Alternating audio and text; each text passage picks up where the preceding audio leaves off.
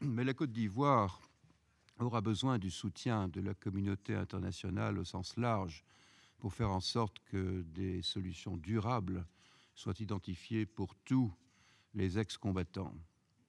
Il y a du reste un risque réel, si l'on se base sur les leçons tirées de la crise, un risque réel qu'en l'absence de telles solutions pour ces éléments, ils puissent devenir à nouveau une menace pour les droits de l'homme et une menace pour la stabilité de la Côte d'Ivoire et de la sous-région, car ils sont toujours susceptibles de reprendre les armes si l'occasion en surgit. La situation des droits de l'homme demeure d'ailleurs un sujet de préoccupation et j'y inclus des cas de violence basée sur le sexe et le genre.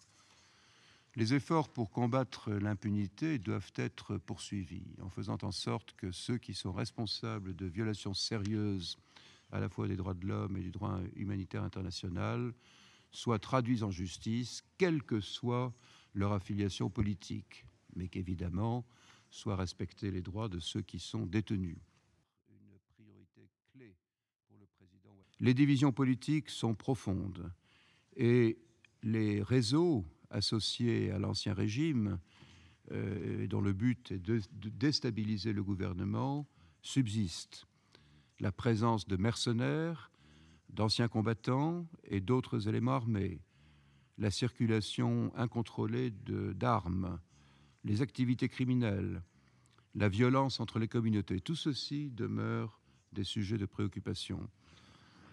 Et puis, n'oublions pas les autres menaces à la stabilité qui incluent la piraterie dans le golfe de Guinée, le trafic de drogue, le crime organisé, et en n'excluant pas la possibilité de menaces terroristes.